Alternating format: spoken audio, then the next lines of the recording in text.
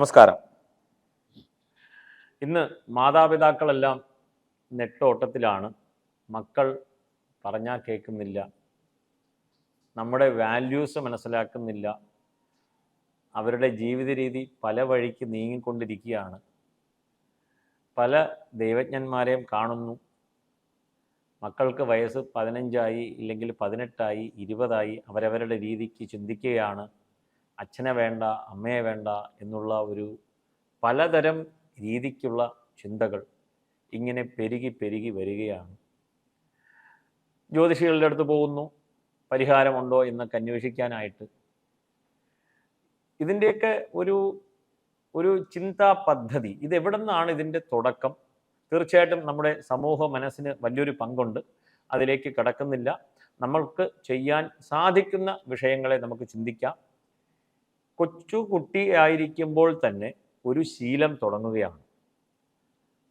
ഒരു ജ്യോത്സ്യൻ്റെ അടുത്ത് പോവുകയാണ്, ചോദിക്കുകയാണ് ഈ കുട്ടിക്ക് എന്താണ് നാം പ്രതിവിധി ചെയ്യേണ്ടത്?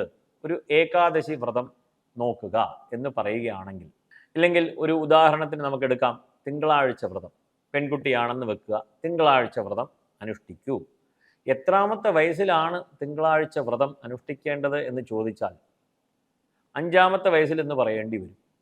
ഉടനെ ചോദിക്കും, ഈ 5ാമത്തെ വയസ്സിൽ കുട്ടിയെ പട്ടിണി കിടന്നോ? എങ്ങനെയാണ് തിരുമേനി ഇങ്ങനെയൊക്കെ സംസാരിക്കുന്നത് എന്ന് ചോദ്യമായിരിക്കും വരിക. അപ്പോൾ വ്രതം എന്നാൽ പട്ടിണി കിടക്കുക എന്നുള്ളതാണ് നമ്മുടെ ഒക്കെ മനസ്സിലുള്ളത്. പട്ടിണി കിടന്നാൽ ഐശ്വര്യം ലഭിക്കുമെങ്കിൽ ഇന്ന് ലോകത്ത് ഏറ്റവും വലിയ ഐശ്വര്യമുള്ള രാജ്യം സൊമാലിയ ആകണം എന്ന് പറയേണ്ടി വരും. സൊമാലിയയിലുള്ളവരെല്ലാം പട്ടിണി കിടക്കുകയാണല്ലോ. പട്ടിണി കിടന്നാൽ കാര്യം നടക്കത്തില്ല. പക്ഷേ വ്രതം എന്ത് എന്ന് മനസ്സിലാക്കുവാനായിട്ട് നമുക്ക് ശ്രമിക്കണം. 5 വയസ്സാകുമ്പോൾ തന്നെ വ്രതത്തെക്കുറിച്ച് കുട്ടികളുടെ അടുത്ത് സംസാരിക്കുക. അവിടെ തുടങ്ങി വ്രതം. മോളുടെ അടുത്ത് പറയുക, ഞായറാഴ്ച പറയുക, മോളെ തിങ്കളാഴ്ച വ്രതമെടുക്കണം, നാളെ തിങ്കളാഴ്ചയാണ് എന്നുള്ള ഒരു ചിന്ത, ഒരു വിത്ത്, ആ ഒരു ചിന്ത മകളുടെ മനസ്സിൽ പാകുക. അതിങ്ങനെ എല്ലാ ആഴ്ചയും ഞായറാഴ്ചയാകുമ്പം തിങ്കളാഴ്ച വ്രതമാണ് എന്ന് പറഞ്ഞ് തുടങ്ങുന്നു. 5 വയസ്സിൽ കുട്ടി കുറേ കഴിയുമ്പോൾ കുട്ടി തന്നെ തിരിച്ച് മാതാപിതാക്കളെടുത്ത് പറയും, അമ്മേ നാളെ തിങ്കളാഴ്ചയാണ് വ്രതമെടുക്കണ്ടേ എന്നുള്ള ഒരു ചോദ്യം. അപ്പോൾ തന്നെ നാം വിജയിച്ചു കഴിഞ്ഞു. കുറേ മാസങ്ങൾക്ക് ശേഷം തിങ്കളാഴ്ച ശിവക്ഷേത്രത്തിൽ പോകണം എന്ന തോന്നൽ വരുത്തുന്നു. എല്ലാ തിങ്കളാഴ്ചയും ശിവക്ഷേത്രത്തിൽ പോകുന്നു. പിന്നെ വീണ്ടും കുറേ മാസങ്ങൾക്ക് ശേഷം വിളക്ക് കത്തിക്കുവാൻ തുടങ്ങുന്നു.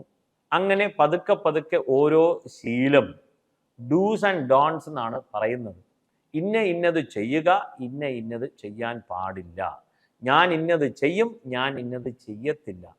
ഇത്ര മാത്രമേ ഉള്ളൂ വ്രതം കൊണ്ട് ഉദ്ദേശിക്കുന്നത്. അതിൽ ഉപവാസം എന്നുള്ളത് ഒരു വലിയ പാർട്ടാണ്, വലിയൊരു പങ്കാണ്. കാരണം നാക്കിനെ കൺട്രോൾ ചെയ്യുക എന്ന് പറഞ്ഞു കഴിഞ്ഞാൽ വലിയൊരു ബുദ്ധിമുട്ടാണ്. അതുകൊണ്ട് ഉപവാസവും വ്രതത്തോട് കൂടി നമ്മുടെ ഋഷീശ്വരന്മാർ ചേർത്ത് വെച്ചു. അപ്പോൾ ഈ കുട്ടിയുടെ അടുത്ത് നാം പറയുകയാണ്, 5 വയസ്സിലോ 6 വയസ്സിലോ പട്ടിണി കിടക്കേണ്ട കാര്യമില്ല. പക്ഷെ വ്രതം എന്ന് പറയുമ്പോൾ തന്നെ തിങ്കളാഴ്ച ശിവക്ഷേത്രത്തിൽ പോകണം, വിളക്ക് കത്തിക്കണം, ശിവന്റെ അഷ്ടോത്തരം നാമങ്ങൾ ഇത്യാദികൾ ജപിക്കുക എന്നുള്ള ഒരു ശീലം വളർത്തുവാൻ നാം ശ്രമിക്കുന്നു. അങ്ങനെ കുട്ടിക്ക് പതുക്കെ ഒരു 10 വയസ്സ് 12 വയസ്സ് ആകുമ്പോൾ തന്നെ പതുക്കെ നാം ഒരു എന്താ പറയുക, ഉപവാസത്തിൻ്റെ ചെറിയൊരു വെർഷൻ ബിൽഡ് ചെയ്യാൻ ശ്രമിക്കുകയാണ്. ചെറിയൊരു വെർഷൻ. ആ ചെറിയൊരു വെർഷൻ എന്താണ്? രാവിലെ പലഹാരത്തിന് പകരം എന്തെങ്കിലും പഴങ്ങൾ കഴിച്ചിട്ട് പോകാം എന്നുള്ള ഒരു തീരുമാനത്തിലെത്തുന്നു. അങ്ങനെ പതുക്കെ പതുക്കെ പതുക്കെ തിങ്കളാഴ്ച മുഴുവനും പഴങ്ങൾ ഭക്ഷിക്കുക എന്നുള്ള ഒരു രീതിക്ക് എത്തി ഉപവാസത്തിലേക്ക് നീങ്ങുകയാണ്. പിന്നീട് പോകും തോറും ഉപവാസം പൂർണ്ണമായിട്ടും നോക്കുവാൻ സാധിക്കും. അതായത് 15 വയസ്സിലോ 20 വയസ്സിലോ ഒരു പെൺകുട്ടി എത്തി നിൽക്കുമ്പോൾ സോമവാര വ്രതം, തിങ്കളാഴ്ച വ്രതം എടുക്കൂ എന്ന് പറയുമ്പം അതെന്ത് എന്ന് ഒറ്റയടിക്ക് ഇങ്ങോട്ട് ചോദിക്കും. എന്തിനു വേണ്ടിയിട്ടാണ്? കാരണം പിയർ പ്രഷറാണ്, social commitment, social thoughts, cultural appropriation നടന്നുകൊണ്ടിരിക്കുകയാണ് എന്നിങ്ങനെ കുറേ കാര്യങ്ങളുണ്ട്. പക്ഷേ ഒരു 5 വയസ്സ് മുതൽ ആ ഒരു തോന്നലിനെ നാം കുട്ടിയുടെ മനസ്സിൽ പാകുകയാണെങ്കിൽ ഒരുപക്ഷെ തീർച്ചയായിട്ടും ആ കുട്ടി 15-16 വയസ്സിൽ പൂർണ്ണമായിട്ടും തിങ്കളാഴ്ച വ്രതം നോക്കി മുന്നോട്ട് പോകുവാനായിട്ട് ചിന്തിക്കും. തദ്വാര കുട്ടിയുടെ ജീവിതം സുഖകരമാകും എന്നുള്ളതിൽ സംശയമില്ല. നമസ്കാരം.